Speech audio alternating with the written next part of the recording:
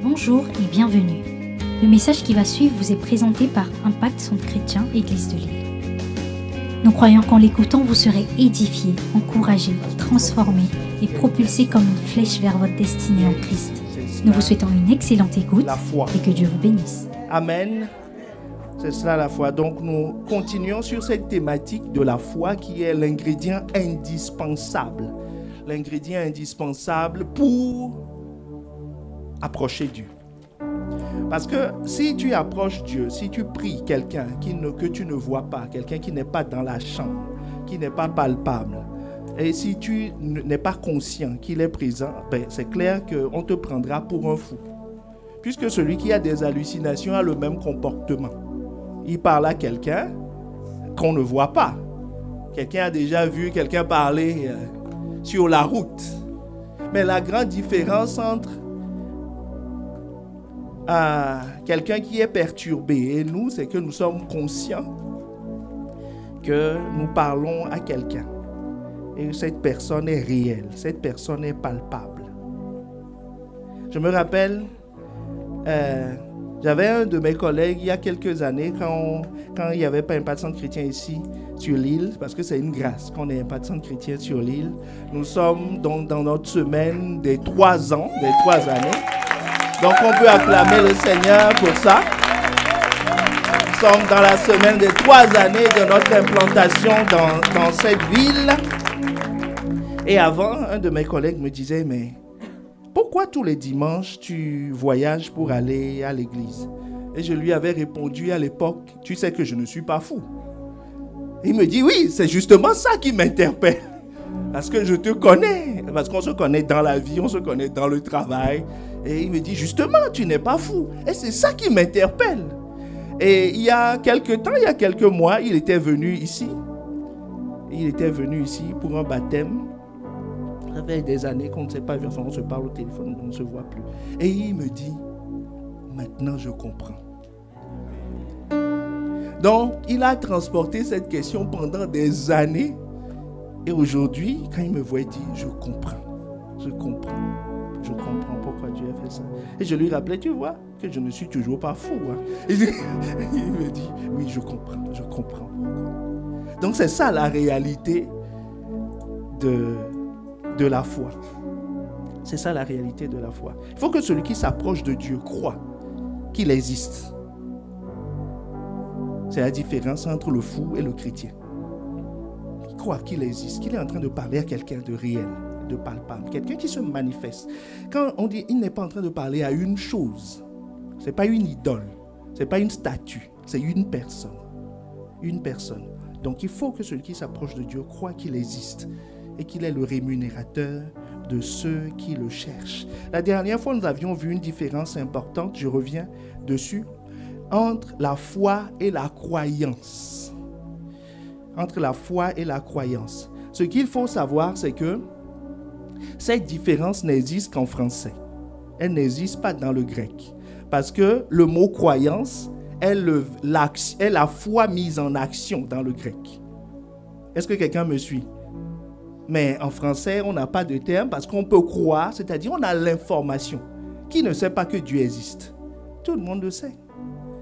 Mais combien, si tu crois qu'il existe,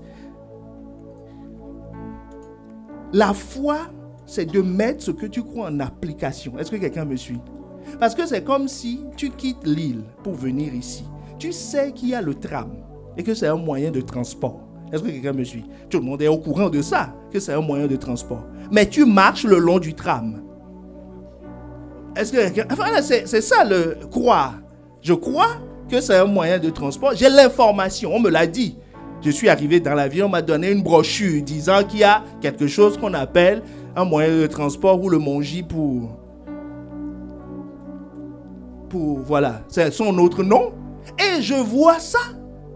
Et je marche le long du tram. On dit, mais monsieur, ça fait quelques kilomètres que vous marchez. Vous savez, au prochain arrêt, vous pouvez prendre le tram. Hein? Il dit, oui, je sais. Effectivement, il sait. Il a l'information. Donc, tout le monde sait que Dieu existe. Même ceux qui disent qu'ils n'y croient pas. Il sera difficile de dire que je n'y crois pas. C'est objectivement difficile à démontrer. Bon, on dit que ça part que l'existence de Dieu, enfin que l'univers a commencé par un Big Bang, une explosion. D'accord. Mais comment peut-on avoir une explosion organisée? Ça n'existe pas. Une explosion organisée où les choses sont cohérentes. Même à l'école primaire, on apprend la chaîne alimentaire. C'est bien organisé quand même.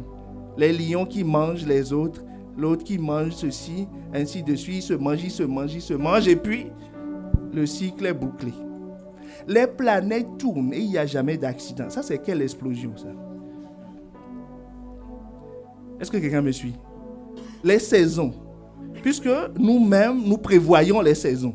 Ça, c'est une explosion. Maintenant, on fait des prédictions sur les conséquences d'une explosion. Donc, il faut forcément quelqu'un derrière. Un jour, je discutais avec un monsieur. C'est un grand quelqu'un. Et il était en fin de carrière, d'ailleurs. Et il m'expliquait il dit qu'il ne comprend pas pourquoi certains sont suffisamment, pour utiliser ces expressions, tarés pour croire en Dieu. Et je lui ai dit, ça tombe bien, parce que moi aussi je me pose la même question. Parce que moi je suis de l'autre camp.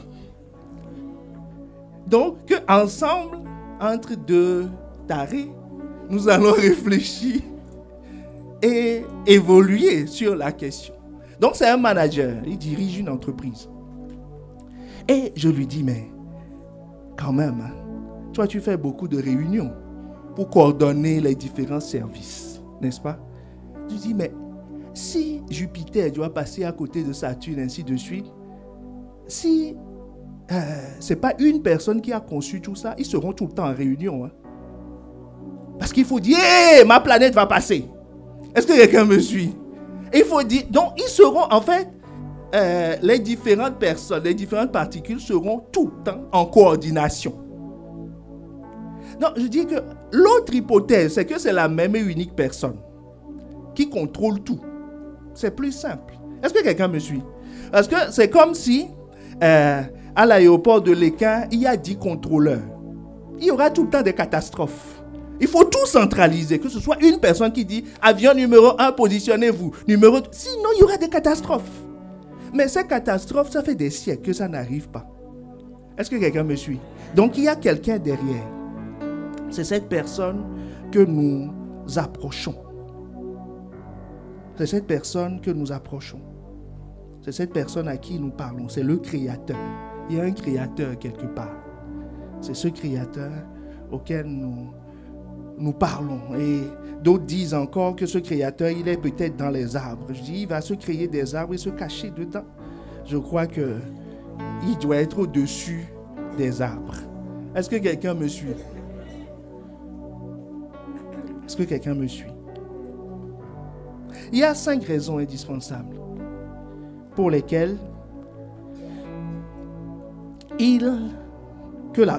la foi est indispensable. La première raison, je ne vais peut-être pas vous donner les 5 raisons, parce que ce n'est pas notre sujet aujourd'hui. On va peut-être donner 1 ou 2 raisons. C'est que la foi, c'est l'arme, je l'appelle l'arme anti-instabilité. La Bible nous dit dans Jacques 1, le verset 6, « Mais qu'il la demande avec foi sans douter, car celui qui doute est semblable au flot de la mer, agité par le vent, poussé de côté et d'autre. » Est-ce que quelqu'un voit l'affaire? Dit, celui qui doute, c'est comme s'il est une bouteille jetée à la mer qui est ballottée par le vent, ou un navire sans gouvernail ou sans moteur, ballotté par les vents. C'est pour ça que je dis, c'est quand on a la foi dont nous allons parler tout à l'heure, nous sommes stables. C'est comme un bateau qui a jeté l'ancre, qui est amarré sur des fondements solides. Comme la foi est mystérieuse, n'est-ce pas?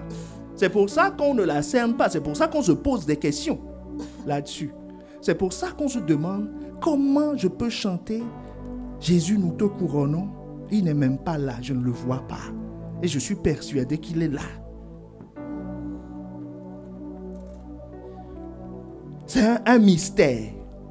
Mais un mystère, pour étudier un mystère, il faut s'adresser à son auteur.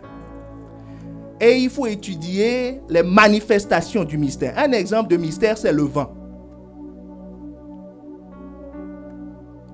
Jusqu'alors, on dit que c'est des atomes mobiles ou en agitation. Enfin, chacun a sa définition. Mais personne n'a jamais vu les atomes, on suppose. Encore moins les électrons. Les électriciens travaillent tous les jours sur quelque chose qu'ils n'ont jamais vu. Est-ce que quelqu'un me suit? On l'étudie comment? Par ses effets. On déduit ses effets. Donc, comme la foi est un mystère, la foi a un auteur. Il faut s'adresser à l'auteur. La deuxième chose, il faut étudier les caractéristiques que l'auteur donne. C'est ce que nous allons étudier ce matin. Nous allons pas à pas. Nous voulons comprendre l'importance de la foi et commencer à approcher sa définition selon l'auteur de la foi. Alors, qui est l'auteur de la foi? Hébreux 12, le verset 1 à 2.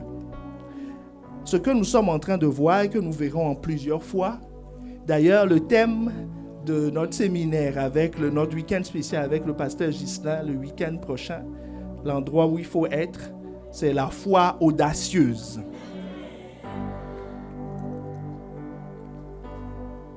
Hébreux 12, le verset 1 à 2. Notre verset principal, c'est le verset 2. Mais le début de la phrase, c'est le verset 1. Nous donc aussi, puisque nous sommes environnés d'une si grande nuée de témoins, rejetons tout fardeau et le péché qui nous enveloppe si facilement, courons avec persévérance dans la carrière qui nous est ouverte. Ayant les yeux sur Jésus, le chef et le consommateur de la foi, qui, en vue de la joie qui lui était réservée, a souffert la croix, méprisé l'ignominie et s'est assis à la droite du trône de Dieu. Je vous relis le verset 2 dans la version Parole vivante qui dit « Gardons les yeux fixés sur Jésus. Dans cette course de la foi, il est notre chef de file et nous mènera au but. Parce qu'il avait en vue la joie qui lui était réservée, il a affronté la mort sur la croix sans tenir compte de la honte attachée à un tel supplice et désormais il siège à la droite du Père. » La Bible nous dit que l'auteur, que la foi a un chef, a un auteur. Le terme chef veut dire qui inspire. Est-ce que quelqu'un me suit? C'est-à-dire qui inspire, celui qui est l'initiateur. Une autre compréhension, c'est qu'il est le pionnier. Ok? Le pionnier, c'est quelqu'un qui a ouvert une voie. Avant lui, personne n'est passé sur ce chemin. C'est lui l'initiateur, il est le pionnier, le fondateur. Un pionnier, c'est le fondateur d'une institution, celui qui a créé l'institution, celui qui a fait une percée dans un domaine. Donc, ce qu'on nous demande, si tu vois le pionnier, c'est qu'il faut le suivre. C'est qu'il faut le suivre. Parce qu'il connaît le chemin. Et le verset nous explique qu'il a bouclé le chemin. C'est-à-dire, il est l'initiateur de la foi, mais il est aussi celui qui a obtenu des résultats. Parce qu'il ne faut pas suivre les pionniers qui commencent et qui ne finissent pas. Comme disait un de mes maîtres, des chercheurs qui ne trouvent jamais. Est-ce que tu me suis? Il est chercheur, mais il n'a jamais rien trouvé. Il faut suivre des chercheurs qui trouvent. Donc lui, il est l'auteur, mais il est aussi celui qui a vaincu. Il est celui qui a bouclé la boucle, qui est allé jusqu'au bout du processus. Et le bout de ce processus, c'est qu'aujourd'hui, il s'est assis à la droite du Père. La foi attire vers Dieu.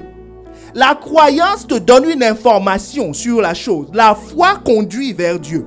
Donc lui, il est allé s'asseoir à la droite du Père. pas devant, pas derrière, à droite du Père. Donc, il s'est réellement rapproché. C'est pour ça qu'il est celui qui inspire. Et la sagesse nous dit, vous savez, dans tous les domaines, quand on veut entreprendre quelque chose, il faut suivre les gens qui ont réussi dans ce domaine. Il faut les étudier. C'est la moindre des choses. C'est la moindre des choses. Donc, la Bible nous dit, il a réussi. Il a réussi. Il a réussi. Et la deuxième caractéristique que nous voyons de lui, la Bible nous dit qu'il est le consommateur. Parce que le français ne sait pas traduire ça autrement. Consommateur veut dire celui qui perfectionne. Celui qui achève ce qu'il a commencé. Ce n'est pas qu'il mange. Est-ce que tu me suis? C'est quand tu as la foi, il te prend, il te croque. Il dit, ah, si c'est ça, je ne vais pas avoir la foi parce que je vais du coup devenir comestible pour lui. Non. Il est l'auteur, il est le chef de file. Mais en fait, il connaît le chemin. Il connaît le chemin. C'est-à-dire, il sait comment augmenter. Ça veut dire que la foi augmente. Il faut comprendre que la foi croît. La foi devient grande, elle devient forte. Donc, ça veut dire que lui-même, il a progressé. Donc, comme il a progressé, il sait te conduire, t'expliquer. À condition que tu commences par lui. Si tu commences par lui, il va augmenter ta foi au fur et à mesure. Jusqu'à ce que tu n'arrives à la perfection. La perfection, c'est quoi? C'est arriver à Dieu. C'est pour ça qu'il dit lui-même, je suis le chemin, la vérité et la vie. Je suis le chemin. Je connais, je sais comment on perfectionne la foi. Donc, il y a des étapes. Et ces étapes, c'est ce qu'il explique. Il dit que lui-même, vous pensez, quand Jésus allait sur la croix, ben les gens se posaient des questions en disant, oh Marie, parle à ton fils. Il est là, il était bien charpentier, il travaillait ici, il n'a rien fait, nous on le sait. Mais pourquoi il se laisse tuer comme ça? D'autres disaient, mais attends, il est quand même le fils de Dieu. Pourquoi il se laisse achever comme ça? Pourquoi il ne demande pas qu'il y ait une force? La Bible te dit qu'il voyait quelque chose. Que c'est à cause de ce qu'il voyait qu'il ne faisait rien dans le naturel. C'est pour ça qu'il a été persévérant. Parce que si tu ne vois rien et que tu persévères dans une voie, rappelons-nous, la foi et la folie, deux lettres. La différence. Tu ne vois rien, mais tu persévères. C'est la folie. Mais si tu persévères parce que tu vois quelque chose, c'est la foi.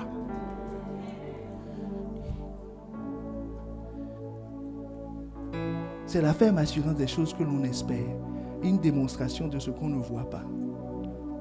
Vous voyez, quand nous prenons nos candidats aux différentes élections, on va prendre l'élection présidentielle puisque tout le monde suit ça. Enfin, tu es obligé de suivre. Puisque ça passe partout. C'est pas facile, hein, de faire campagne sur campagne, réunion sur réunion, convaincre les gens, être stressé, regarder les sondages tout le temps. C'est pas facile. Pourquoi un homme se mettrait lui-même dans cette situation de stress extrême s'il ne voit pas quelque chose? Soyons sérieux. C'est qu'il voit quelque chose. Il voit le siège. Il voit ce qu'il peut faire. Voilà. Regarde ce que toi-même tu fais, des fois. Des choses compliquées. Qu'on ne peut pas dire ici. Il fait jour. Est-ce que quelqu'un me suit? Mais pourquoi? Parce que tu vois quelque chose. Pourquoi tu te lèves le matin pour aller travailler, même à moins 20 degrés? Parce que tu vois quelque chose. Tu vois un petit chèque ou un petit virement. Si on ne te fait voir rien, tout à coup, ton mouvement s'arrête. Et pourtant, tu étais en plein élan, mais on ne sait pas pourquoi. Est-ce que quelqu'un me suit? Donc, celui qui voit se met en mouvement. Celui qui ne voit rien ne se met pas en mouvement. Est-ce que quelqu'un me suit? Donc, tu ne peux pas opérer dans le domaine de la foi sans voir. C'est pour ça que le début de la foi, il faut voir quelqu'un, l'auteur. Sinon, tu ne peux pas suivre. Est-ce que quelqu'un me suit? L'auteur de la foi, Jésus lui-même. C'est pour ça que la foi vient de ce que l'on entend. Pas des discours, pas les histoires de Jésus. Je vous ai dit, il n'y a aucune différence entre l'histoire et Pat Patrouille et Peppa Pig et tout ça. C'est ou l'histoire de Victor Hugo, tout ça. Il y a quelque chose dedans. Puisque on peut étudier Jésus historiquement parlant. On peut étudier historiquement parlant. Mais il y a quelque chose d'autre dedans. Il faut voir quelqu'un. Il faut voir quelqu'un. Donc, l'auteur, on va lui donner la parole. Quels sont ceux qui sont d'accord pour qu'on lui donne la parole? Pour que lui-même, il nous explique c'est quoi la foi. La définition de la foi selon Jésus. Nous allons prendre, c'est un exemple. Il en parle souvent. Nous allons étudier par petits bouts. D'accord? Les différentes situations où Jésus parle de foi. Matthieu 14, le verset 27. Écoutez bien cette histoire. Dis à ton voisin, suis attentivement. Donc nous allons quelque part. Mais Jésus leur parle tout de suite en disant, rassurez-vous, n'ayez pas peur. Verset 28. Alors Pierre lui dit, Seigneur, si c'est bien toi, donne-moi l'ordre de venir vers toi sur l'eau. Jésus lui dit, viens. Pierre sortit de la barque et se met à marcher sur l'eau pour aller vers Jésus. Il faut faire un petit zoom sur le personnage. C'est un pêcheur. Donc son travail, c'est l'eau. Est-ce que quelqu'un me suit? Donc, depuis qu'il est pêcheur, depuis que son père, ils ont un père. Depuis que son père a créé l'entreprise, jusque maintenant, on n'a jamais marché sur l'eau. C'est pour ça qu'ils ont des barques et qu'ils n'ont pas de chaussures pour aller faire la pêche. Est-ce que quelqu'un me suit? Mais là, il voit Jésus marcher sur l'eau. Il lui dit, Jésus, si c'est toi, dis-moi, je veux venir vers toi. C'est-à-dire, je veux marcher sur l'eau. Donc, vous comprenez que ce n'est pas un pécheur qui dit ça. Pour les autres, il est devenu un pécheur fou. Est-ce que tu vois la scène? C'est quand ses collègues vont voir ça, ils disent, ah, Pierre, il a mal tourné. C'est depuis qu'il fréquente ce gars. Est-ce que quelqu'un me suit? C'est depuis qu'il fréquente ce gars qu'il a mal tourné. Maintenant, il demande à marcher sur l'eau. Demain, il va appeler les poissons par leur nom. C'est grave. Mais il y a quelque chose qui va se passer ici. C'est pour te dire que Pierre est en train de quitter le naturel. Ce qu'il sait pour rentrer dans un autre monde. Il est en train de devenir une autre personne. Mais il n'est pas devenu fou. Verset 29, Jésus dit, viens. Pierre sort de la barque et se met à marcher sur l'eau pour aller vers Jésus. Mais en voyant qu'il y a du vent, il a peur. Il commence à s'enfoncer dans l'eau. Alors il crie, Seigneur, sauve-moi. Aussitôt, Jésus tend la main à Pierre et le saisit et lui dit, tu n'as pas beaucoup de foi. Oh, que quelqu'un dise, tu n'as pas beaucoup de foi. Dans d'autres versions, on dit, homme de peu de foi. Tu n'as pas eu confiance. Pourquoi? Donc, demande à ton voisin, pourquoi tu n'as pas confiance? On a posé la question à Pierre. On dit, mais pourquoi tu n'as pas confiance? Tu m'as dit, je veux marcher. Je t'ai dit, viens. Et tu as commencé à marcher sur l'eau. Il a commencé. Mais après, qu'est-ce qui s'est passé? Il a commencé à regarder les vents. Mais les vents existaient avant. Puisque c'est dans la tempête que Jésus venait. C'est ça qui les a interpellés. Donc, ce n'est pas un phénomène nouveau. Ça existait avant. Mais quand il a commencé à marcher, vous imaginez, pour la première fois dans l'histoire du monde, un homme qui marche sur l'eau. Et il a ses collègues, il y a Jean et Jacques, dans la même barque. Ses collègues pêcheurs, c'est la même entreprise. Pierre & Co, c'est la même entreprise. Ils ont été recrutés tous le même jour. Donc, ils le connaissent. Ils le connaissent. Comme collègues, amis, frères, voisins, tout ce que tu veux. Ils sont dans la barque. Tout le monde voit ça. Dit, waouh! Waouh! Mais Pierre! C'est formidable. Mais Jésus lui dit, homme de peu de foi. Donc, ça veut dire qu'il avait une portion de foi, mais pas la foi suffisante pour marcher sur l'eau. Et vous voyez, j'attire votre attention sur le fait qu'au verset 30, il a fait une prière. Seigneur, sauve-moi. Mais Jésus lui dit, homme de peu de foi. Donc, vous savez, il y a des prières d'incrédulité. Il a bien crié. Hein? Si Jésus l'a entendu, c'est qu'il criait plus fort que le vent. Donc, c'était vraiment... Et puis, pour quelqu'un qui se noie, enfin, bon, il va peut-être pas se noyer, il sait nager un peu, mais il sait qu'il ne tiendra pas longtemps dans... Donc, son cri, c'est un père de famille aussi. Donc, il s'est rappelé de tout ça, il dit Jésus, sauve. Donc, imaginez le cri de quelqu'un qui connaît les dangers de l'eau. Père de famille, qui est en train de se noyer en pleine tempête. Donc, imaginez son cri. Donc, imagine les prières de détresse des gens. Mais qui sont des prières d'incrédulité. Est-ce que quelqu'un voit le problème? Des prières d'incrédulité. Donc, l'efficacité de la prière ne dépend pas du cri poussé ou de la justesse du sujet. Tu te noies, si tu demandes du secours, est-ce que c'est... On va te blâmer pour ça? Ah, c'est justifié. Mais Jésus dit, homme de peu de foi. Pourquoi as-tu douté? Homme de peu de foi. Pourquoi as-tu douté? Toutes les prières ne sont pas des prières de foi. Si, mais on peut dire ce qu'on veut de Pierre, hein, mais lui, il a marché sur l'eau. Dans l'histoire, il a marché sur l'eau. Donc, il a une expérience que nous n'avons pas. Est-ce que quelqu'un me suit? Il a marché. Est-ce qu'on peut acclamer la vie? On peut acclamer Dieu pour la vie d'un tel homme. Un pécheur qui sort de la barque et qui marche sur l'eau en pleine tempête. Qui n'a pas dit, Jésus, arrête la tempête d'abord, puis après, je vais marcher. Il voit la tempête, les circonstances n'ont pas changé. Il dit, tout de suite, je veux marcher.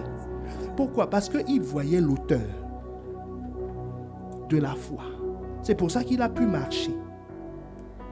La foi a été opérante. Et la foi, je vous ai dit, commence toujours par la vue. Tu dois voir quelque chose. Sinon, c'est la folie. Tu dois voir quelque chose. Donc, Pierre, ici, vous avez vu, il a vu deux choses en peu de temps. Il a vu l'auteur de la foi, Jésus. Il est sorti de la barque. Imagine, il faut du courage. Hein? Tu es dans une barque en sécurité, il sort. Et il commence à marcher. Et il allait vers Jésus. Et sur le chemin, il a détourné son regard. Est-ce que quelqu'un me suit? Donc il ne voyait, tant qu'il voyait Jésus, il marchait. Quand il a commencé à regarder le vent, quand il a vu la vague de 6 mètres, il dit, yeah, ça, c'est fort quand même. Hein? Il dit, ça c'est fort. Et quand il a entendu un tourbillon, il dit, hey. Il s'est retourné et dit, où est la barque? Est-ce que quelqu'un me suit? Donc, le problème a commencé par ce qu'il voyait. Est-ce qu'on est ensemble? Le problème commence par là. Jésus dit, je suis l'auteur. Il faut que tu gardes les yeux fixés sur moi. C'est moi l'auteur. C'est moi la foi. C'est moi qui suis celui qui contrôle les vents. C'est moi. Garde les yeux fixés sur moi. Avance, avance, avance vers moi. Tant que tu le vois, tu seras en sécurité. Mais tant que tu regardes autre chose, tu vas commencer à vaciller. Donc il y a un problème de vue. Donc dans la définition de la foi, par son auteur, il est en train de nous expliquer dans cette histoire que la première chose, c'est ce que tu regardes. Hébreux 11, le verset 3 nous dit, c'est par la foi que nous reconnaissons que le monde a été formé par la parole de Dieu, en sorte que ce qu'on voit n'a pas été fait de choses visibles. Ce qu'on voit n'a pas été fait de choses visibles. Le pécheur ne peut marcher que sur l'eau s'il est conscient du fait qu'il y a une autre loi qui contrôle l'eau. Sinon, si c'est la loi qu'il connaissait, pas moyen de marcher sur l'eau. S'il fait ça, il est fou. Est-ce qu'on est ensemble? Parce que les lois de l'eau n'ont pas changé. C'est qu'il a découvert une autre loi. Il s'est dit, ce Jésus, il contrôle les vents, il contrôle les vagues, il contrôle les circonstances. Donc il y a une autre loi que nous ne connaissons pas.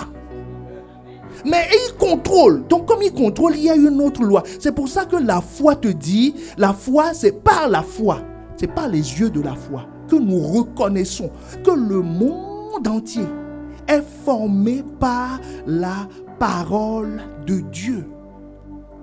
Celui qui opère dans la foi commence à voir les choses autrement.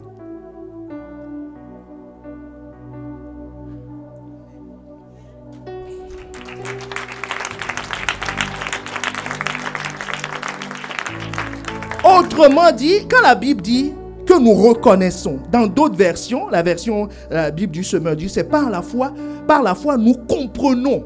Que quelqu'un dise nous comprenons. Que l'univers a été harmonieusement organisé par la parole de Dieu et qu'ainsi le monde visible tire son origine de l'invisible. C'est la première chose que tu dois comprendre. Sinon, tu ne peux pas opérer avec. Parce que si tu ne maîtrises pas les constituants, tu ne peux pas modifier le cours d'une chose. Est-ce que quelqu'un me suit? Donc, il faut d'abord qu'on soit d'accord sur les constituants. La foi te montre que tout ce que tu vois, cette chaise, ce que le vent, tout a été créé par la parole de Dieu. La foi met en perspective le monde qui est autour de toi. Autrement, la foi te fait comprendre que quand tu arrives au travail et que ton chef change d'humeur vis-à-vis de toi, ce n'est pas le parfum que tu as mis. Il y a une réalité spirituelle derrière. Est-ce que quelqu'un me suit? C'est la foi qui permet de voir ça. Sinon, tu vas te dire, mais pourquoi il ne m'aime pas, celui-là? Bon, aujourd'hui, c'est parce que j'étais habillé en jaune. Demain, j'ai fait des enquêtes, on a dit que sa couleur préférée, c'est le mauve. Je vais venir en mauve. En mauve, tu vas voir, il va être devenu plus méchant que d'habitude. Pourquoi? Dans les couples, il faut juste me regarder. Ne regarde pas ton voisin. Combien entendent des voix qui leur dit, tu peux trouver mieux. Pourquoi tu es ici? Regardez-moi.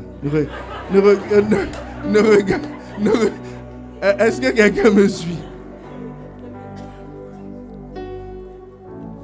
Combien sont assis à la fac? Lui-même, il a choisi la discipline. Il s'est inscrit. Et 2 mois après, il y a une voix qui le harcèle à longueur de journée. Que tu n'es pas fait pour. Que tu n'es pas au bon endroit. Et ça crée un mal-être. Baisse de régime. Baisse d'enthousiasme. Combien? Est-ce que vous connaissez quelqu'un? Regardez-moi. Vous connaissez quelqu'un qui vit ça?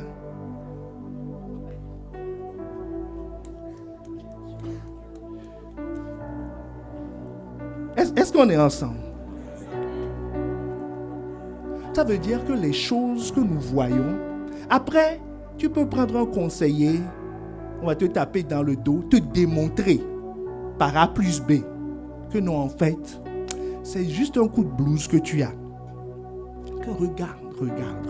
Tu as regardé, tu es sorti de là. Je vous ai dit, je ne suis pas un conférencier. Tu sors de là, tu es intellectuellement convaincu. Mais une fois que tu arrives à la maison, tu te dis, c'est encore quoi ce truc? Et c'est reparti. Tu dis, mais je comprends. Oui, tu n'as pas de problème. Ton cerveau fonctionne à bon régime. Tu comprends? Est-ce que quelqu'un me suit? Les choses visibles viennent de l'invisible. Et le comportement de la personne change. Il y en a qui prient pour que leur conjoint meure. Non, ne rigolez pas. Ne rigolez pas. On est en train de parler de choses sérieuses. C'est la réalité. Il y en a qui sont en fac de mathématiques qui rêvent de la physique. Est-ce que quelqu'un me suit? C'est une réalité. C'est une réalité. Et il va prendre des décisions sur la base de ça. Le juge va essayer conciliation. Les amis vont applaudir, oh, toi aussi. Vos toi aussi ne vont rien changer. Est-ce que quelqu'un me suit? Ils ne vont rien changer. Parce que ce qu'il est en train de vivre tire son origine du spirituel.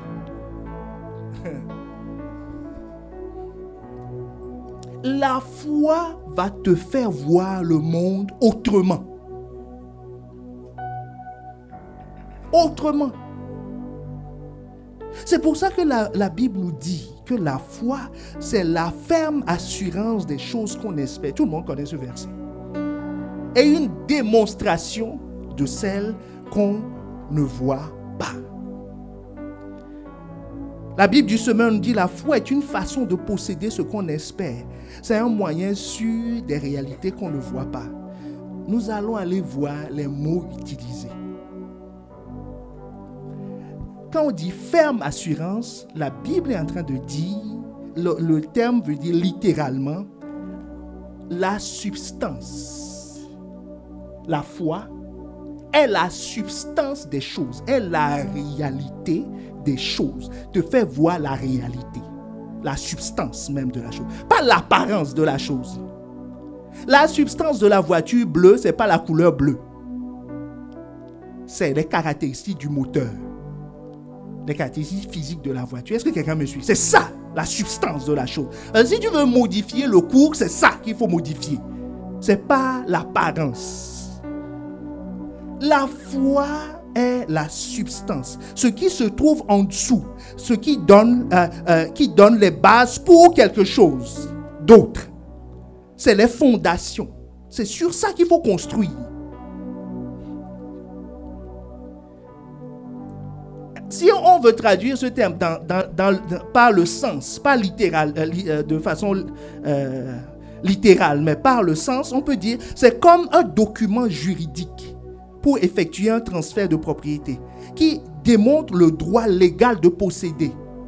Tu vois, quand tu achètes une maison ou tu achètes quelque chose, tu achètes sur Internet, tu as juste un reçu. Juste un reçu, tu n'as pas la commande. Tu as déjà payé, mais tu as le reçu. Le reçu, c'est quoi? C'est la substance, c'est l'assurance. Dans un système normal. Est-ce qu'on est ensemble? Donc la foi, c'est la preuve que tu as la substance de la chose. C'est pour ça que plus tard, elle sera une démonstration. C'est pour ça que Pierre a saisi la parole de Jésus par la foi. Est-ce que quelqu'un me suit? Il m'a dit, viens. Ce viens-là durcit l'eau. C'est la substance même. Pierre a admis ce jour que ce n'est pas la loi de l'hydraulique qui contrôle l'eau, mais c'est la parole de Dieu. Puisque cette eau a été créée par la parole et Dieu dit que la terre soit et la terre fut. Donc s'il y a une parole qui est libérée, est-ce que quelqu'un me suit? Cette parole est supérieure à la loi qu'on connaît.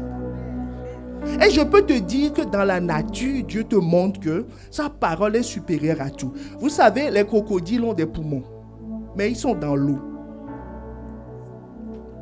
Les baleines, c'est des mammifères. Ils sont dans l'eau. Donc, ce n'est pas les branchies ou le poumon qui détermine la capacité dans l'eau. Est-ce que quelqu'un me suit? C'est Dieu. La vache, la température baisse là. Toutes les vaches sont dans les champs.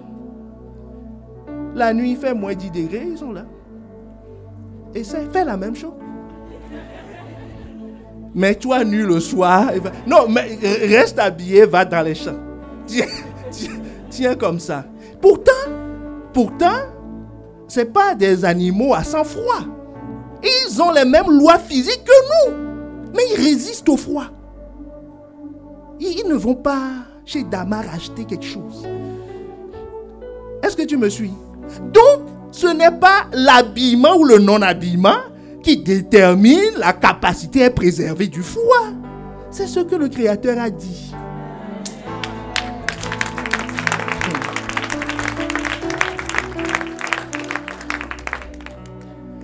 Il y a un truc, il y a une autre chose. Nous sommes en train de parler de la différence entre les lois qu'on connaît et la réalité des choses. Les animaux, si vous voyez les magazines, les émissions animalières et tout ça,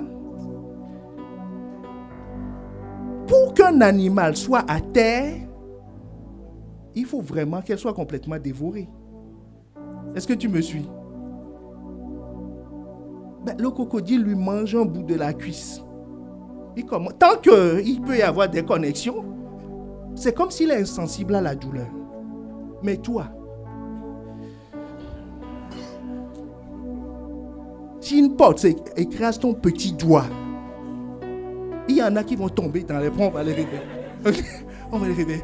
Lève-toi, lève-toi, lève-toi, lève-toi, lève-toi, lève-toi. Mais c'est le même contraire. Lui, on lui a amputé un membre. Est-ce que quelqu'un me suit?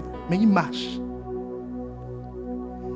Donc, la substance des choses, c'est ce que Dieu dit.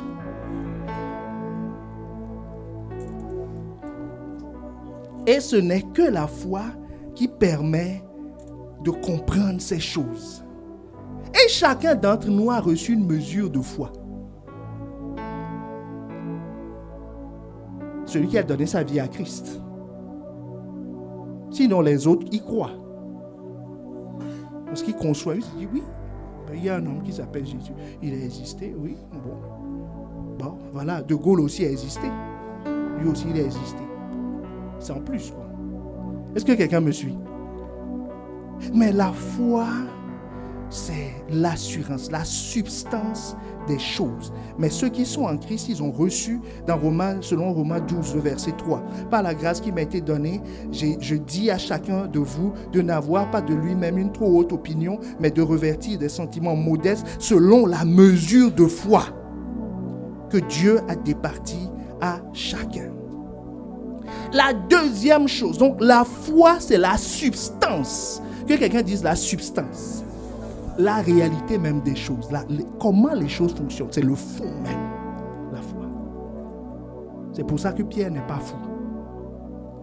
La deuxième chose que le verset Hébreux 11, 1 nous dit, c'est que la foi est une démonstration de celle des choses donc qu'on ne voit pas. Donc ça veut dire que la foi ne voit pas dans le naturel.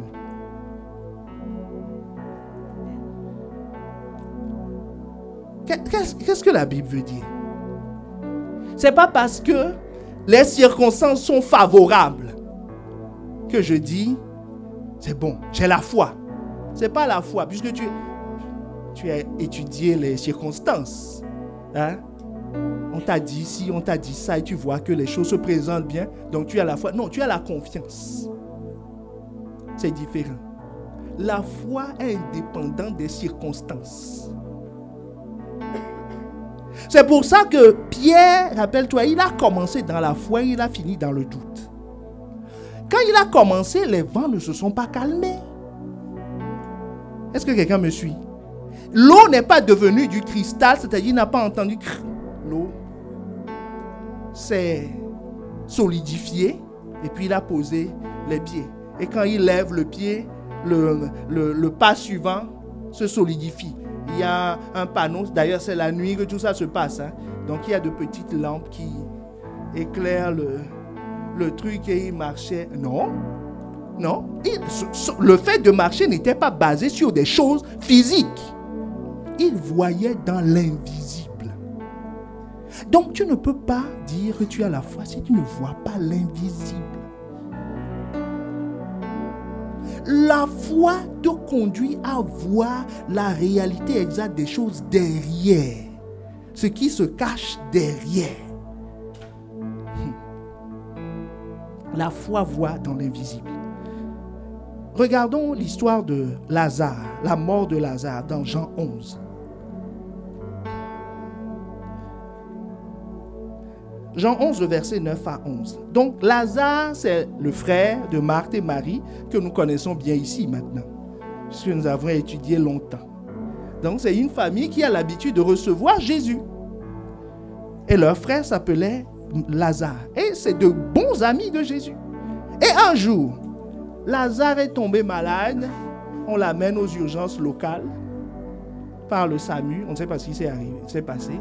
Il est mort. Jésus n'était pas là. Jésus était en train de guérir, de ressusciter d'autres morts ailleurs. Son ami est mort. Verset 9. Donc, on vient dire à Jésus que Lazare est mort. Vous comprenez? On dit qu'il est mort. Qu'il est à la morgue du coin. Qu'on l'attend, ce serait bien, s'il veut, passer, parce qu'on va l'enterrer demain. Jésus attend 2 jours avant de se mettre en route. Et on a enterré son ami. Le 2e jour, il se lève et il dit, allons-y. Donc, les faits, c'est quoi? Ce qu'on voit dans le naturel, c'est quoi? Son ami qui est mort. Ça, c'est une réalité. Bon, maintenant, Jésus va décrire. Rappelle-toi, on est en train de dire que toute réalité visible que tu vois a une réalité spirituelle derrière. Et que la réalité spirituelle est plus importante que la réalité physique. Donc Jésus donne son point de vue sur la situation. Il dit, verset 9, Jésus répondit, n'y a-t-il pas 12 heures au jour? Si quelqu'un marche pendant le jour, il ne bronche point, parce qu'il voit la lumière de ce monde. Mais si quelqu'un marche dans la nuit, il bronche, parce que la lumière n'est pas en lui. Alors, il bronche dont on parle, c'est qu'il trébuche et il tombe. Jésus est en train de... Ça, c'est l'hypothèse de Jésus. Suivez-le bien, parce que quand il disait ça au funérailles, tout le monde était un peu perplexe. Il dit, Jésus, qu'est-ce que tu nous sors encore? Il dit, n'y a-t-il pas 12 heures au jour? Si quelqu'un marche pendant le jour, il ne bronche point, il ne trébuche point, parce qu'il voit la lumière de ce monde. Mais si quelqu'un marche dans la nuit, il bronche, parce que la lumière n'est pas en lui. Après ces paroles, il leur dit, Lazare, notre ami, parce que c'est l'ami de tout le monde, parce que Pierre aussi allait manger là-bas. Donc il dit, Lazare, notre ami, dort. Mais je vais le réveiller. Dit Jésus, je crois que tu as mal lu le texto. Le texto disait, est-ce que quelqu'un me suit? Le texto disait que il est mort. Tu comprends? Il est, comme disait un enfant, on dit que la personne est morte. L'autre dit non, il faut dire qu'il est décédé, que c'est moins grave. Tu vois, donc les gens lui disent, il est mort, cadavré. Tu comprends? C'est ce qu'on est en train de dire. Mais Jésus dit, écoutez, c'est pas que je n'ai pas vu, je sais ce dont vous parlez. Mais j'ai une autre lecture. Est-ce que quelqu'un me suit? Il dit, j'ai une autre lecture.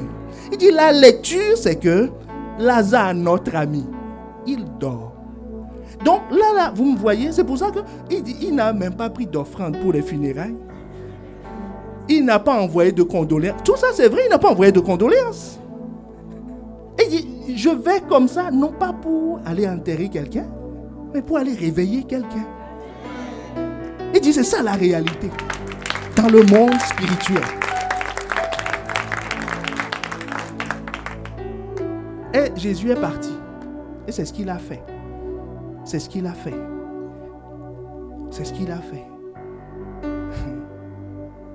Jésus dit quoi? Il dit, pour voir, il faut de la lumière. Il faut de la lumière. Sinon, tu vas trébucher et tomber. Donc, si Pierre est tombé, c'est que la lumière lui a manqué.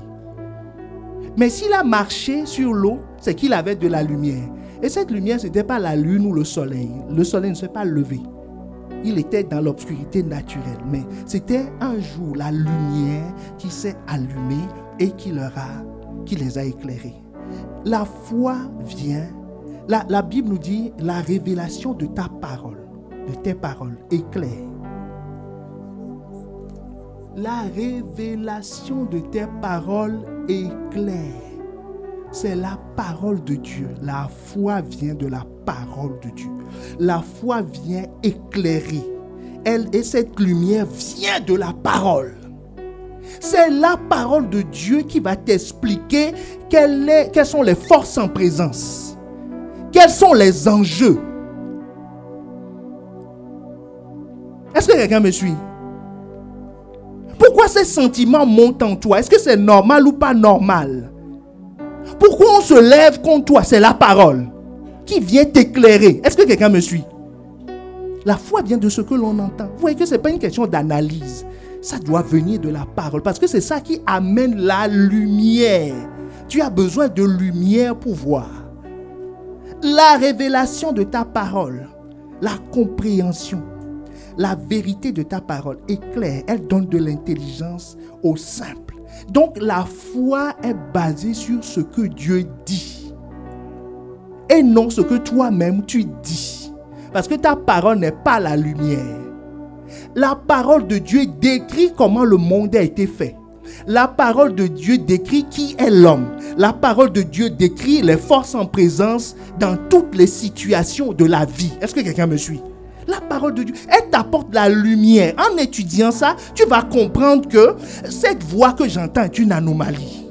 Ce sentiment qui monte dans mon cœur est une anomalie. C'est la parole qui t'éclaire. Si on ne te le dit pas, tu ne le sauras pas. Est-ce que quelqu'un me suit?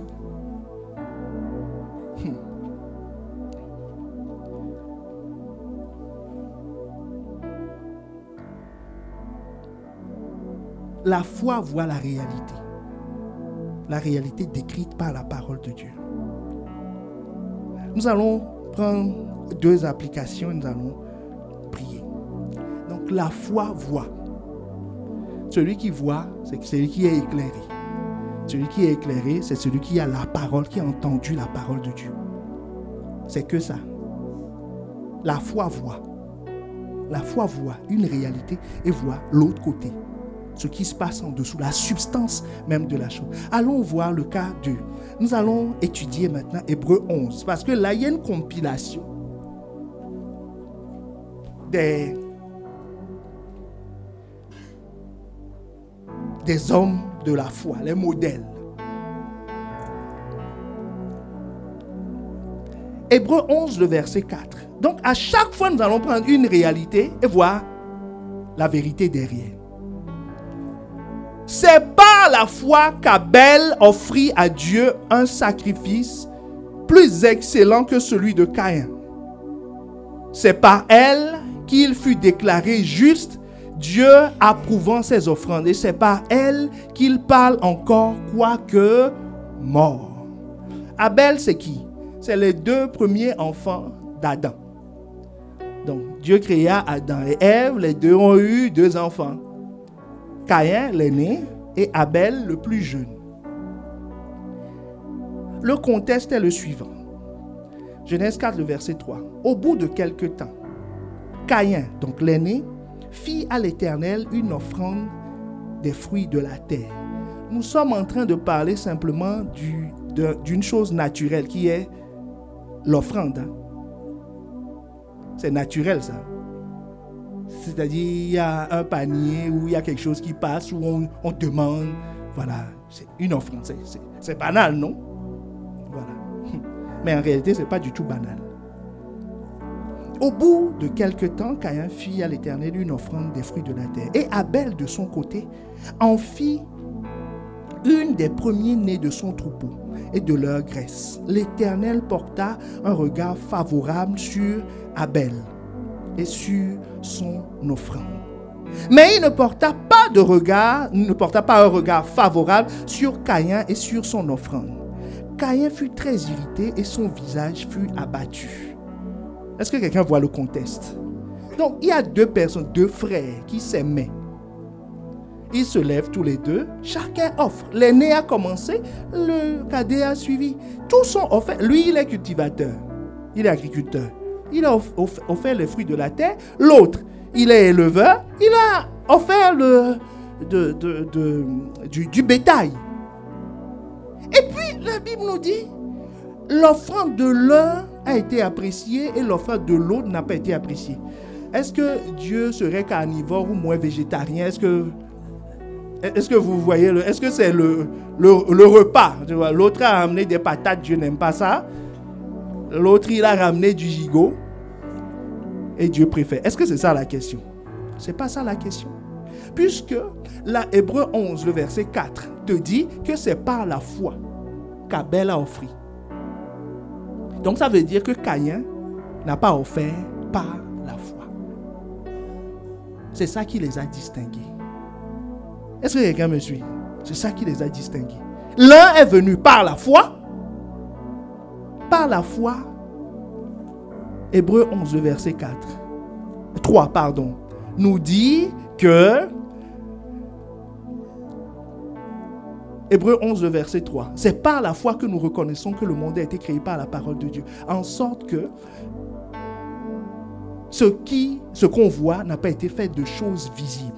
Donc ça voulait dire que quand Caïn, il s'est souvenu qu'il y a Dieu, il a ramassé quelques patates, quelques carottes, ainsi de suite, il a empaqueté ça et dit, Dieu, je te l'offre.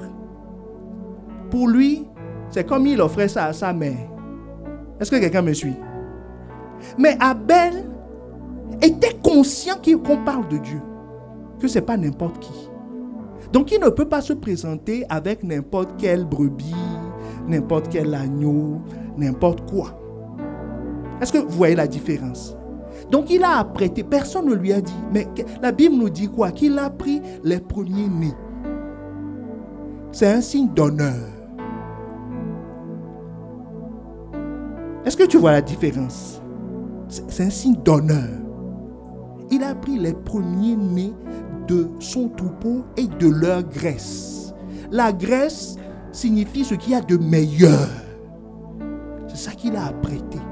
Même réalité physique, tout le monde se met en mouvement, tout le monde prend son enveloppe. Mais dans la foule, il y en a qui donnent avec foi, qui en sont en train d'honorer Dieu. Il y en a qui disent, tiens,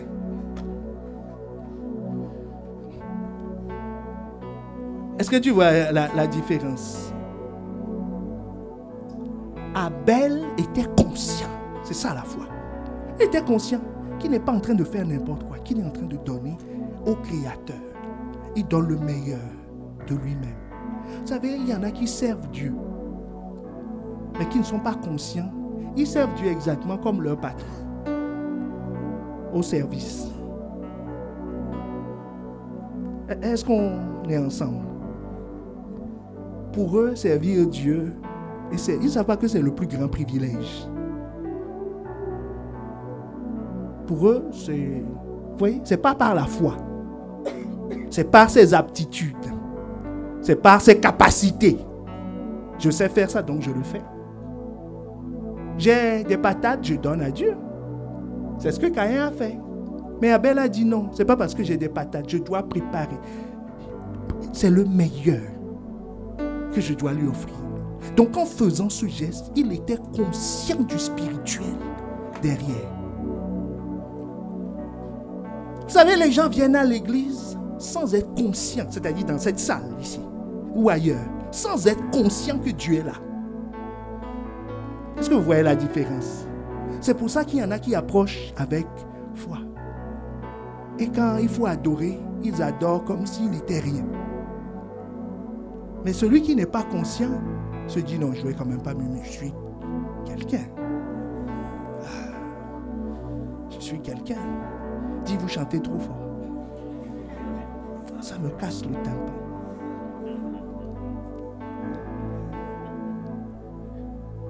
Mais celui qui est conscient, vous voyez, la réalité, c'est la même réalité. Tout le monde entend la parole. Il y en a qui disent, le raisonnement est bien construit. Il y en a qui disent, la foi, c'est ça. Je reçois. C'est quoi la différence? Il est conscient du spirituel.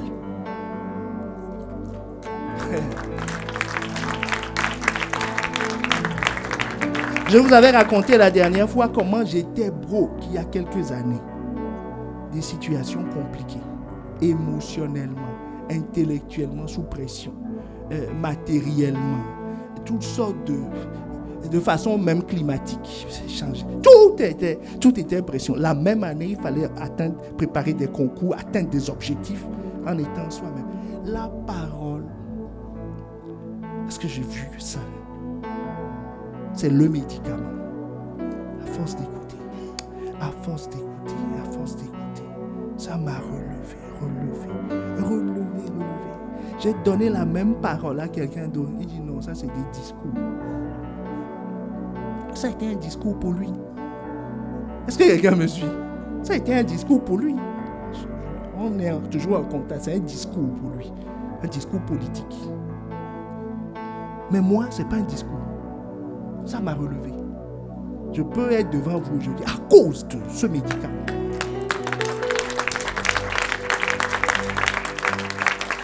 À cause de ce médicament. Ça m'a relevé. Un soir, je me suis couché vers 23h parce que ça fait des mois que je ne dormais plus. Mais quand j'ai compris que les lois, ce n'est pas ce qu'on m'a dit, ce que j'ai entendu, ce que j'ai vécu. Mais cette parole a créé l'univers. Elle peut restaurer. C'est-à-dire, si elle a créé une fois, elle peut recréer. Est-ce que quelqu'un me suit? Je me suis levé le lendemain matin, guéri. Et depuis, je suis là.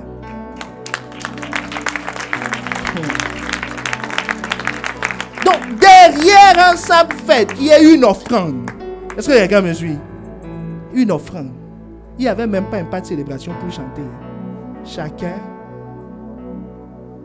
lui, il amenait l'autre ramenait ses patates. Il y a une réalité spirituelle. L'un a été approuvé, l'autre a été désapprouvé. Non pas à cause de ce qu'ils ont amené, mais leur attitude.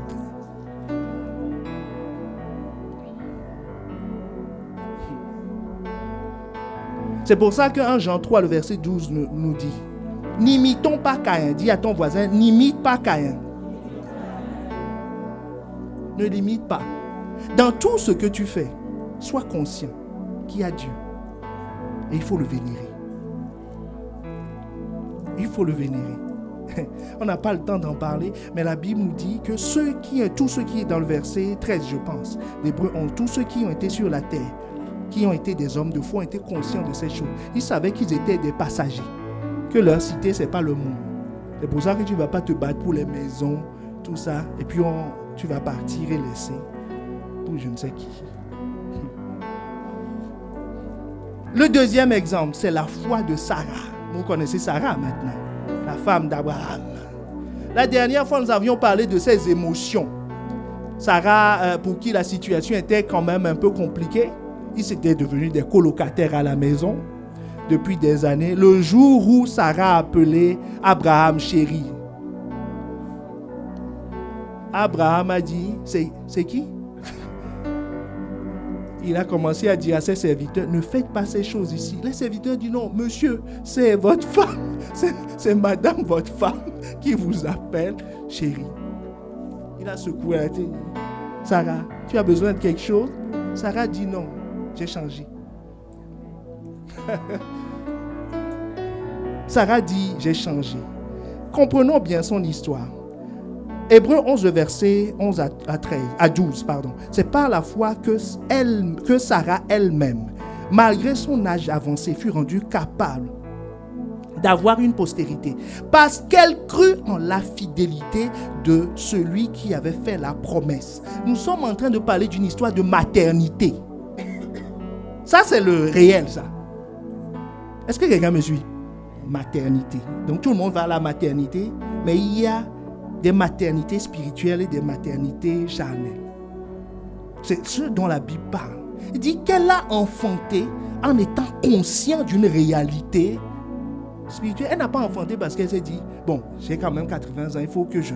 ainsi de suite. Non, elle a enfanté en étant consciente. Donc, même faire les enfants, il faut être conscient de Dieu. Est-ce que quelqu'un me suit? Le contexte est lequel?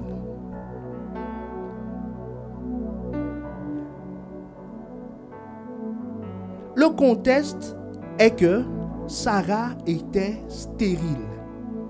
Genèse 11, verset 30. Au moment où son mari était appelé, Sarah était stérile. Ça, c'est les faits. Elle n'avait pas d'enfant. Ils avaient déjà quelques années de mariage. Il n'y avait rien.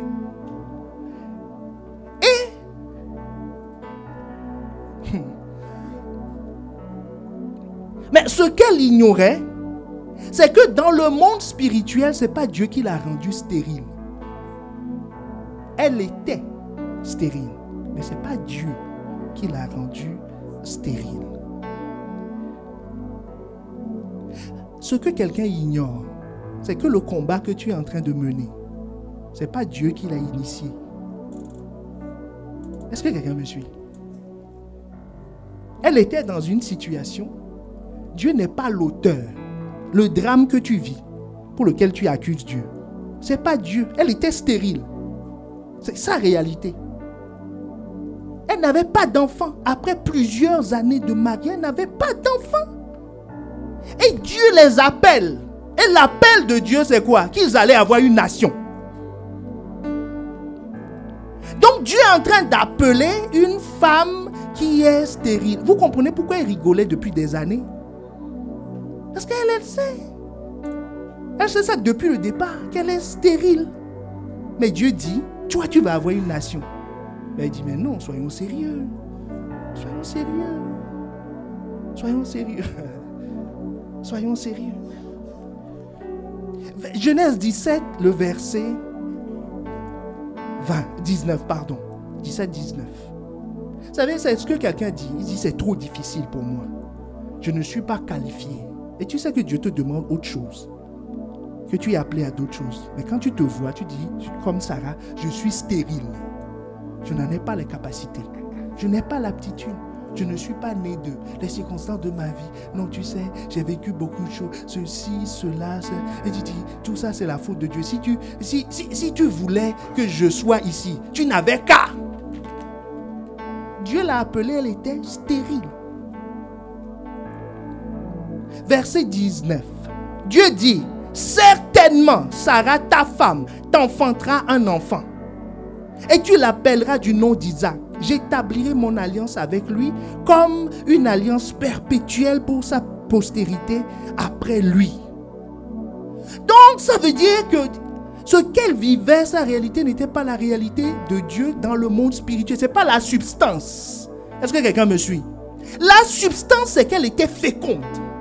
La substance, c'est qu'elle allait avoir un enfant. Et que cet enfant est l'enfant de la promesse. Oh, est-ce que quelqu'un me suit? Ça, c'est la réalité. Mais elle négligeait cette parole. Elle négligeait cette parole. Elle le néglige. Regarde, Genèse 18, le verset 11 à 14. Abraham et Sarah étaient vieux, avancés en âge. Et Sarah ne pouvait plus espérer avoir des enfants. C'est-à-dire, en termes techniques, elle était déjà stérile, mais maintenant elle est ménopausée. Vous voyez, non? La machine. On ne va pas dire oui, elle s'est arrêtée. Elle va redémarrer. Est-ce que quelqu'un me suit? Ça s'est arrêté. Donc, à l'impossibilité de la stérilité, c'est rajouter l'impossibilité de la ménopause. Verset 12.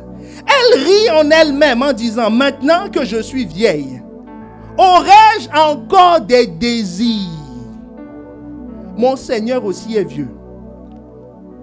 Vous voyez, son monde est coloré par ça. Abraham n'a jamais dit que lui était vieux. Hein? Mais elle lui a attribué. Vous voyez, quand on n'a pas la foi, on colore, on voit vraiment le monde d'une certaine façon. Elle a commencé à voir que son mari même est trop vieux. Mais c'est le vieux qui a fait Ismaël quand même. Hein? Vous voyez? Donc ce n'est pas la réalité du vieux. Mais bon. L'Éternel dit à Abraham, pourquoi donc Sarah a-t-elle ri?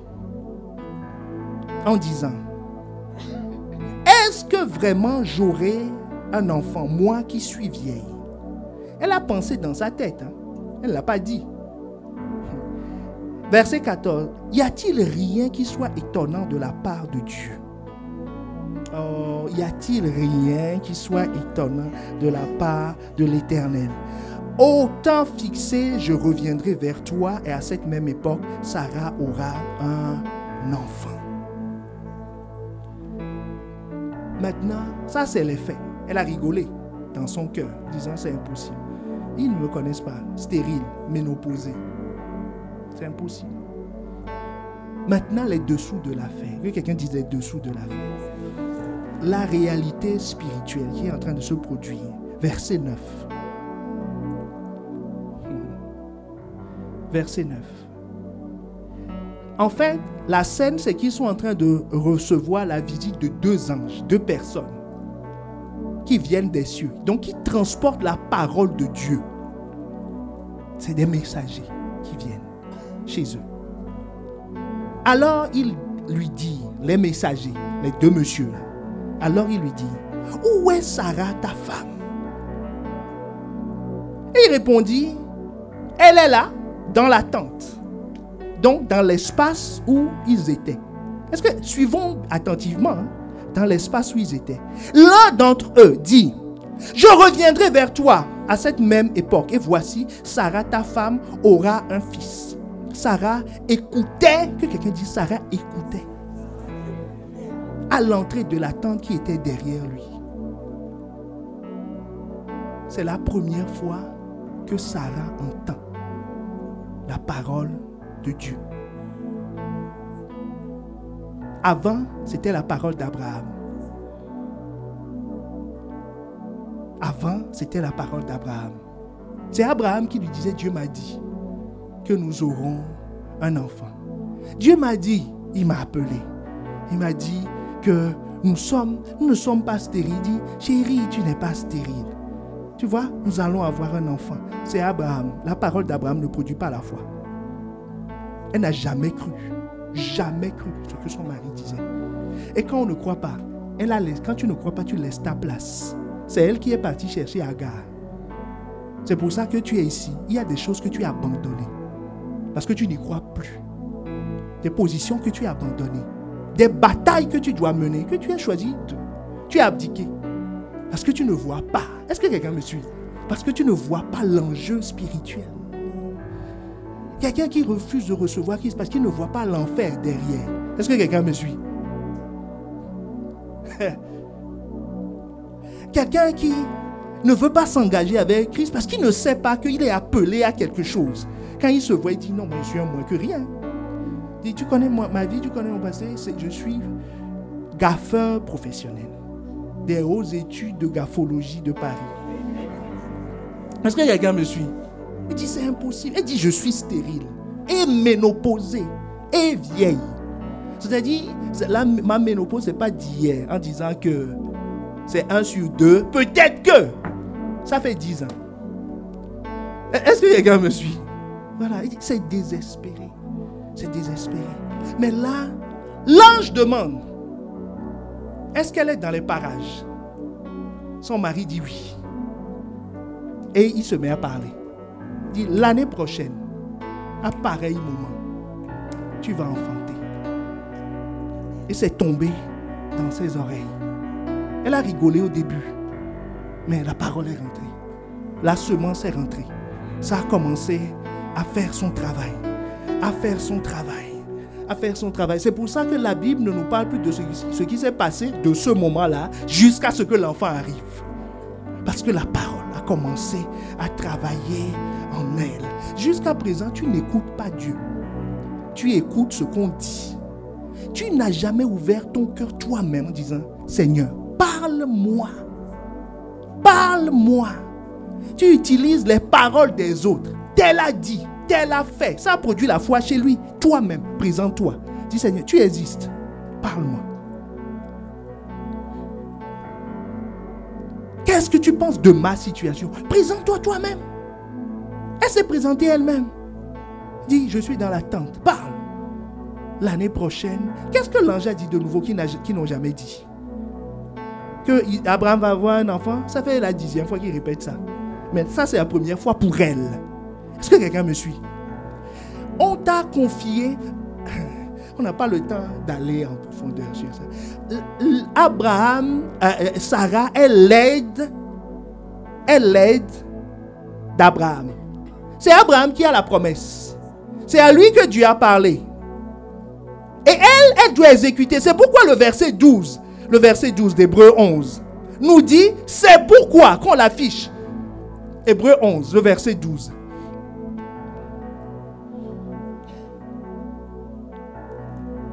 Hébreux 11, le verset 12. C'est la suite du texte que nous avons lu tout à l'heure. C'est pourquoi, vous voyez, ce que Abraham, on peut afficher le verset 11 pour que vous compreniez bien la logique. Verset 11. Soyons ensemble. C'est par la foi que Sarah elle-même, malgré son âge avancé, fut rendue capable d'avoir une postérité. Parce qu'elle crut à la fidélité de celui qui avait fait la promesse. C'est pourquoi d'un seul homme. Ça veut dire que si elle n'avait pas eu cette foi, le c'est pourquoi ne se produirait pas. Mais ce n'est pas elle qui a reçu la parole. Ce n'est pas sa mission. C'est pour ça que tu sais, on t'a confié des responsabilités. Mais est-ce que tu es déjà allé demander à Dieu, Seigneur, pourquoi je suis ici? Est-ce que quelqu'un me suit? Pourquoi tu m'as envoyé ici? Pourquoi? Qu'est-ce que je suis en train... Parce qu'elle n'a jamais posé cette question à Dieu. Elle ne s'est jamais demandé pourquoi. Pourquoi? Est-ce que quelqu'un me suit? Pourquoi? Mais le pourquoi, ce n'est pas Abraham de lui répondre. Abraham est déjà venu lui dire, notre appel, c'est d'avoir un enfant. Nous avons de l'argent, ça, il n'y a pas de problème. Nous avons de l'influence. Abraham est plus puissant que plusieurs rois. Il fait la guerre à des rois. Il est riche. Il dit, ce n'est pas ça le problème. Il dit, notre appel, c'est d'avoir un enfant. Mais Abraham n'a pas d'utérus. C'est sa femme. Mais sa femme, au cours de toutes ces années, n'a pas posé la question, pourquoi? Seigneur, comment cela se fera-t-il? Quel est mon rôle? Ça, c'est le rôle de l'aide. Est-ce que quelqu'un me suit? La foi, ta foi naîtra le jour où toi-même tu vas dire, bon Seigneur, les gens disent que voilà, tu es ceci, tu es grand, tu es magnifié. Oui, j'ai entendu. Seigneur, parle-moi. Parle-moi. La foi vient de ce que l'on entend. Ce que l'on entend vient de la parole de Christ. Elle a entendu qu'elle aura un enfant. Elle a changé. Ses désirs ont changé. Avant, elle disait, Abraham, tu es là? Tu vas manger? Qu'est-ce que tu vas manger? Mais elle dit, chérie.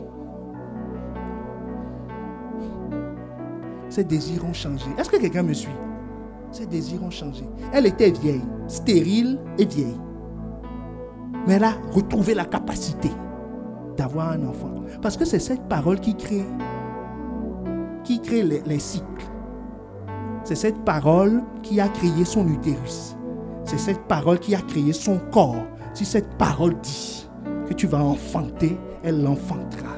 Parce que ça, c'est la réalité. Ce n'est pas les hormones qui déterminent. Est-ce que vous voyez la différence? Ce n'est pas les hormones. Elle a pris conscience à partir de ce jour que je n'ai pas besoin d'hormones. J'ai besoin d'une parole. J'ai besoin d'une parole. Est-ce que quelqu'un a reçu une parole?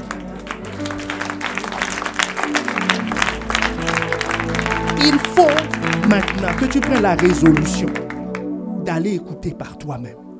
De demander, Seigneur, parle-moi. Parle-moi. J'ai besoin de t'entendre. On dit que tu existes. On dit que tu sauves. C'est peut-être pas mon expérience. Mais ce sera mon expérience. Parle-moi. Parle-moi. Parce qu'il y a une réalité derrière ce que tu crois être la vérité. Il y a une réalité spirituelle. C'est la foi qui donne accès. Nous allons nous lever et lever la voix.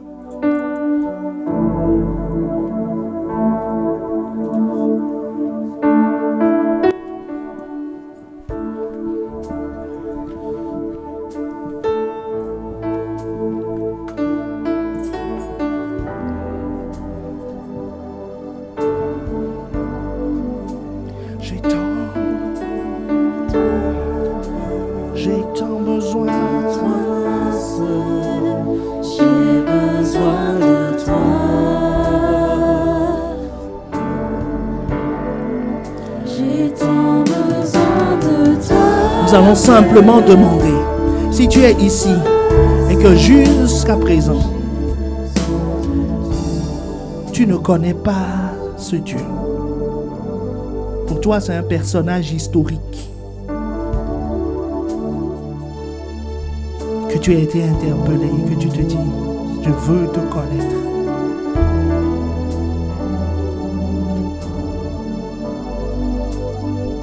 Je veux la substance. Je suis fatigué d'errer, de tourner en rond. Parce que celui qui ne maîtrise pas la substance ne peut pas changer le cours des choses. Il ne fait que subir, subir, subir, subir. Nous te donnons l'occasion, Dieu te donne l'occasion de s'approcher, de t'approcher de lui. Parce qu'il se laisse trouver par quiconque le cherche. Dit, vous me chercherez, vous me trouverez.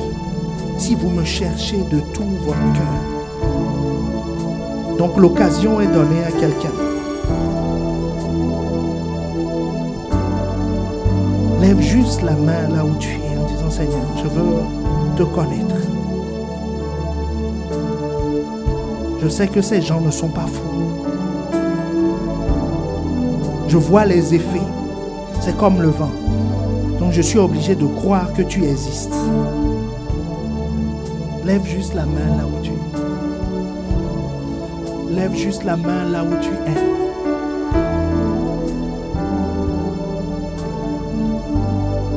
Je vais te demander un effort supplémentaire. Sors des rangs. C'est un grand jour, une rencontre formidable. Nous allons prier ensemble. C'est une réalité dont nous parlons. Une réalité. Une réalité. Une réalité. Une réalité. Une réalité. Une réalité. Une réalité. Une réalité. Si tu étais seul sur terre, Dieu serait venu mourir. Christ serait venu mourir pour toi parce que tu as un prix inestimable à ses yeux. Il serait venu. Il serait venu. Il entend ton cri et il va te répondre.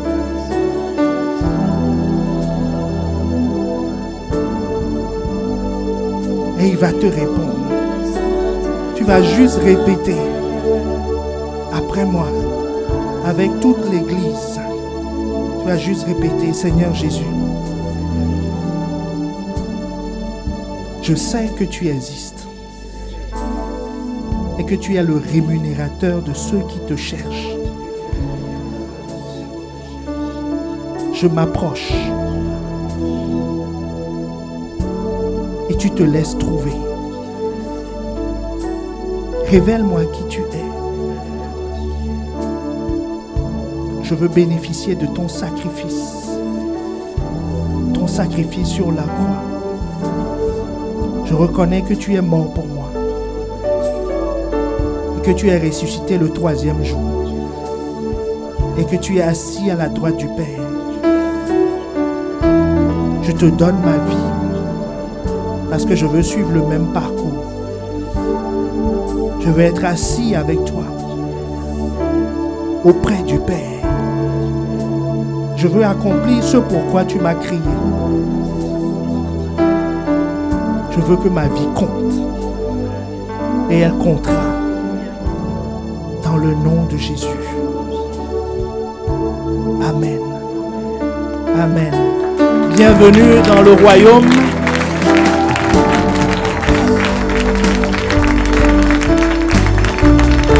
J'ai tant besoin. J'ai tant besoin.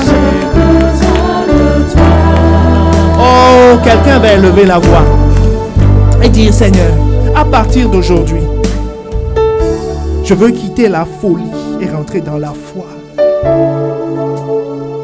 C'est-à-dire, je veux que ta parole m'éclaire, me révèle les réalités spirituelles, les réalités spirituelles, les réalités spirituelles concernant toutes les situations de ma vie. Concernant ma vie. Parce que la foi me permet de voir que le visible, ma situation actuelle, tire sa source de l'invisible. Et pour changer mon quotidien, je dois changer le spirituel.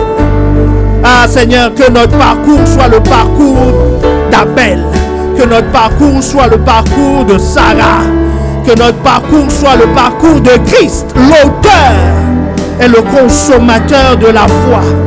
L'auteur et le consommateur de la foi. L'auteur et le consommateur de la foi. Élève la voix, élève la voix, élève la voix et fais un vœu, fais une alliance. Fais une alliance. Demande la grâce d'être conscient à chaque étape que ce que tu vis, que ce qui se voit tire sa source de ce qui ne se voit pas. Oh, élève la voix.